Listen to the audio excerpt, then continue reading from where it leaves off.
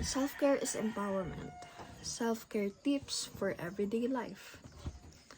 So what is self-care? So self-care means taking time to care for your body, mind, and emotions. It's not a luxury, it's necessary. So doing small things for yourself each day helps you feel better and stay healthy. So, bakit nagmamatter ang self-care? Una, you prevent or manage chronic conditions. You stay healthier. You boost your immune system. So, tip number 1, get enough sleep. So, aim for 7 to 9 hours of sleep so you can stay healthy, alert, and energized. Tip number 2, eat healthy. Eat affordable healthy choices. We can do, if you don't have any budget, we can do patatas or kamoteng kahoy. Yeah. Tip number 3, move your body. Exercise for at least 20 to 30 minutes.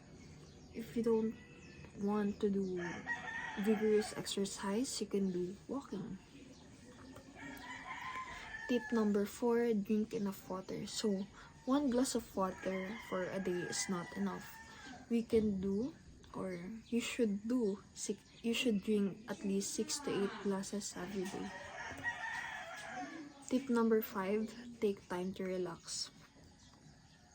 Relaxing is not about being lazy. It's important. Rest is important.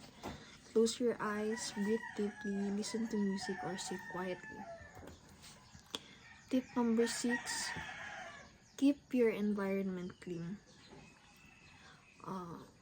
Like, kung malinis ka man sa sarili mo, anong mangyayari? Kung malinis ka nga sa sarili mo, paano naman kapag hindi ka malinis paano naman kapag hindi ka maano sa paligid mo, diba? Parang nonsense. Tip number 7, avoid or minimize using cigarettes.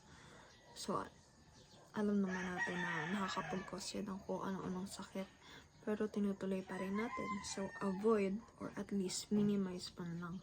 Kung nakakaisang ka sa isang araw, try mo ng kahit 3 times a day. Basta mabawasan lang yung pag-sisigirili mo. Or if you can try, avoid na lang. Kasi alam naman natin na mas marami yung complications in the future.